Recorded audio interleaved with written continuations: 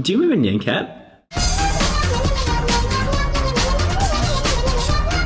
It had just sold for $580,000 as an NFT. And Logan Paul, he actually sold some trading cards, completely digital, at $5 million, also as an NFT. What the heck is this NFT thing, and why is the internet going crazy about it? I'm Dabido, a doctor that loves to talk about tech. In this video, I want to break down this super fascinating concept that I think is actually really important to understand, because I genuinely think that this could change the way that the economy works in the future that is the economy in the internet age. Before we understand what NFTs are, let's break down the economics of the internet really simply. Let's say that I'm selling you something, and this something is digital in nature, it has no physical counterpart. An example would be a sword in a video game, a PDF file, or a piece of digital art. Right at this moment, there is no good way for a person to say that this copy of the digital asset I have is the real one. In fact, actually, that's kind of one of the benefits of the digital age, where you can copy something infinitely, a million times, and it doesn't cost you anything to do that, really. If we get out of the digital world, there's a lot of things that have their value in being the real thing. Whether that's an autograph of Michael Jackson, a super duper rare plant, or a real Tesla Model S. These things are perceived as very valuable because they're real and they're authentic.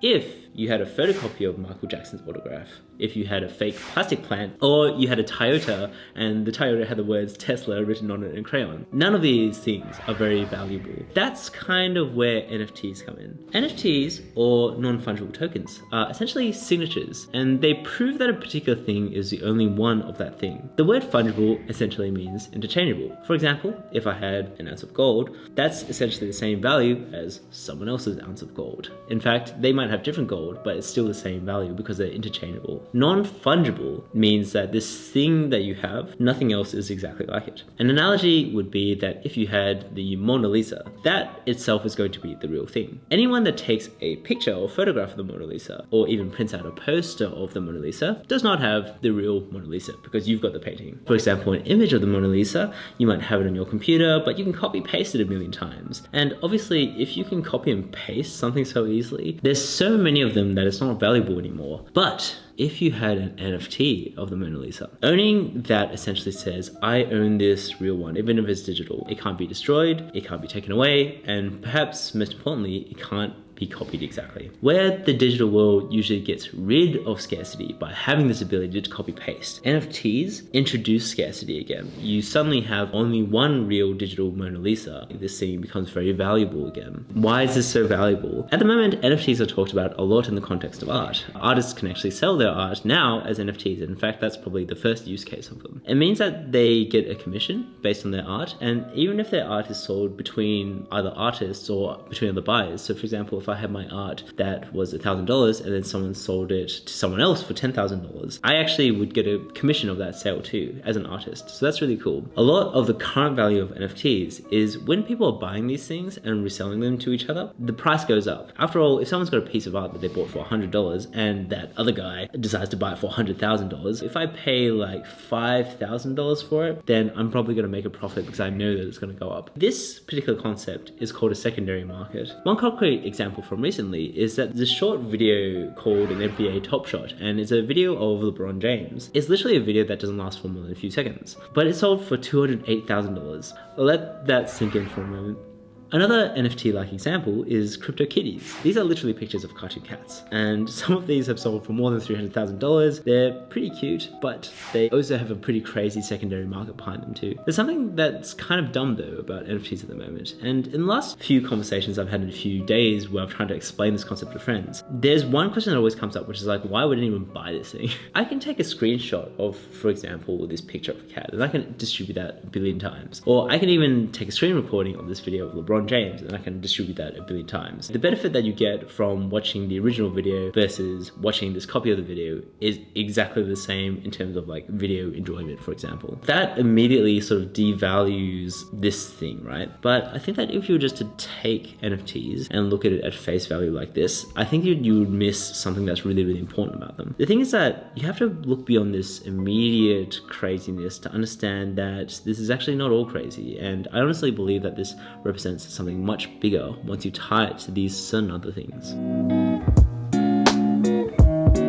Here's where I think the real value of NFTs lie. Basically, at the moment, the NFTs are only valuable because you can probably make some more money out of them. You can buy an NFT for $10,000, and by trading that NFT, you can make $30,000. So that's where the inherent value is. That's probably the reason why ordinary people, when they hear about NFTs, find it a little bit ridiculous, this trading card system. However, if you were to actually take a step back and tie it to some sort of functionality, I think that would be really interesting. For example, an NFT that acts as an augmented reality object that only one person can interact with, or even that other people in your space can see, but you are the person that owns this one thing that people can interact with.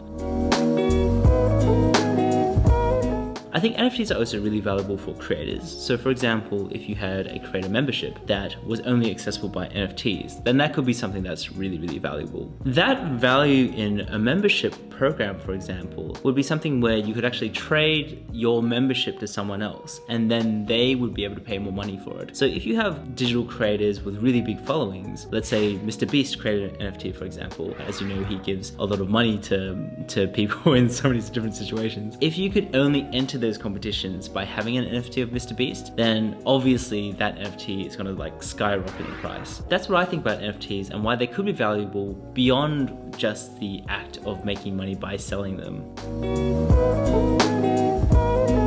So let's say that you didn't really want to make your own NFT, but you still wanted to ride this wave of NFTs. Well, perhaps what you could do is you could actually invest in some sort of digital creator that created their own NFTs that you really believe that creator was going to rise in their own value, and you know that they're putting out a lot of content. I think the idea would pick someone that is going to be very popular or that you think is going to rise up and see if they have an NFT. As that person grows, your NFT would also grow with them, and you can trade that with different followers or people that are also interested in that creator. Obviously the creator has to grow in order for that to work, and obviously that's a very big risk in itself, especially for such a new thing. But that's one way that I would do it. I think there's some interesting early adopters. There's another YouTuber, the original Twitch founder, Justin Khan, and he's sort of selling his YouTube videos as NFTs as well, which is really interesting. I think it's inevitable that creators eventually tie some sort of real value to the NFTs rather than just the scarcity itself. It's nice to have the trading cards, but if there's real value tied to an NFT that's exclusive or unique to that particular user that can't be bought anywhere else, then I think people really buy it. And I think that that's the way you would really make it go up in value. But that's just my opinion because it's also a pretty new thing at the moment. One really important thing for creators, and I think this is important because the founder of Coinbase